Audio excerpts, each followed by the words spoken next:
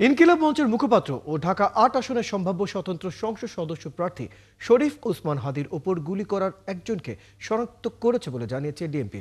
শরীফ ওসমান হাদি এখনো শঙ্কামুক্ত নন। শুক্রবার রাতে ঢাকা মেডিকেল কলেজ হাসপাতাল থেকে এভার কেয়ার হাসপাতালে স্থানান্তরের পর সেখানেই আইসিইউতে চিকিৎসাধীন আছেন। এদিকে আগামী ৬ ঘন্টার মধ্যে শরীফ ওসমান হাদির ওপর গুলি চালানোর আসামিকে গ্রেফতার না করা হলে স্বরাষ্ট্র উপদেষ্টাকে পদত্যাগ করতে হবে বলে হুঁশিয়ারি দিয়েছে মঞ্চ ২৪-এর আহ্বায়ক ফাহিম ফারুকী। স্পর্শ করেছে, এখানে ড্যামেজ হয়েছে এবং এখানে ফুলে আছে, ব্রেন ফুলে আছে। তার মানে সে যদি ফিরেও আসে, আমরা কিন্তু আমাদের আগের শরীফ ওসমান হাদিকে পাওয়ার সম্ভাবনাটা কম। এটা আমাদের জন্য সবচেয়ে বড় সংখ্যা।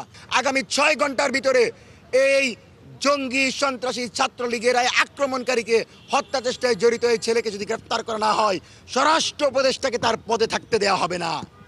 আপনাদেরকে আরও অবগত করছি, ছাত্র জনতাকে সাথে নিয়ে বিএনপি, জামাত, এনসিপি, গণ অধিকার পরিষদ, রাজনৈতিক দল, সকল দলগুলোকে সাথে নিয়ে আমরা ঐক্যবদ্ধ লড়াইয়ের জন্য প্রস্তুত হচ্ছি। দর্শক, এভার কেয়ার হাসপাতালে আছেন সহকর্মী শাহিদুল সাকিব। হাদির শারীরিক অবস্থার সর্বশেষ খবর নিয়ে যুক্ত হচ্ছেন আমাদের সাথে। সাকিব, ওসমান হাদির শারীরিক অবস্থা এখন কেমন দেখছেন? কি সর্বশেষ তথ্য আছে আপনার কাছে এই বিষয়ে? শরীফ ওসমান হাদির শরীরের অবস্থা আসলে খুবই ক্রিটিক্যাল। চিকিৎসকরা বলছেন যে ৭২ ঘন্টার একটি পর্যবেক্ষণে তাকে রাখা হয়েছে।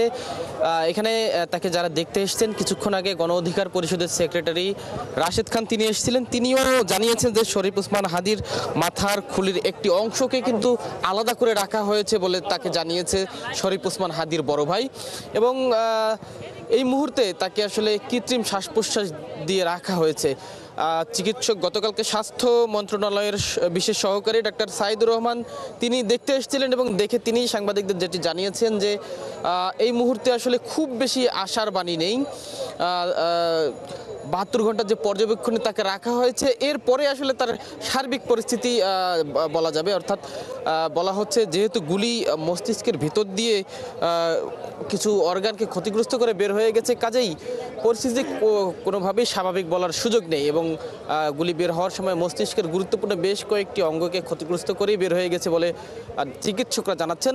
যারা তাকে দেখতে এসছেন এবং ইনকিলাব মঞ্চ, মঞ্চ 24 এবং বিভিন্ন রাজনৈতিক দলের নেতাকর্মীরা তারা বলছেন যে স্বরাষ্ট্র উপদেষ্টাকে আসলে এর দায় নিয়ে পদত্যাগ করতে হবে এবং অবিলম্বে যারা এই হামলাকারী বা যারা গুলি করেছেন তাদেরকে শনাক্ত করে যেন আটক করা হয়, সেই দাবি কিন্তু সকলেই জানাচ্ছেন। এবং পাশাপাশি আগামী জাতীয় নির্বাচনকে কেন্দ্র করে যারা সংসদ সদস্য প্রার্থী, বিভিন্ন রাজনৈতিক দলের নেতা এবং জুলাই গণ অভ্যুত্থানের যারা সম্মুখ সারির যোদ্ধা, তাদের সকলের নিরাপত্তা দেওয়ার কথাটি কিন্তু সকলেই বলছেন। রয়েল, ধন্যবাদ শাহিদুল সাকিব, আপনি খবর রাখতে থাকুন। দর্শক, আমাদের সাথে আমাদের সহকর্মী শাহিদুল সাকিব এভার কেয়ারের সামনে থেকে আমাদের সাথে যুক্ত হচ্ছিলেন, জানাচ্ছিলেন শরীফ ওসমান হাদির শারীরিক অবস্থার সর্বশেষ খবর।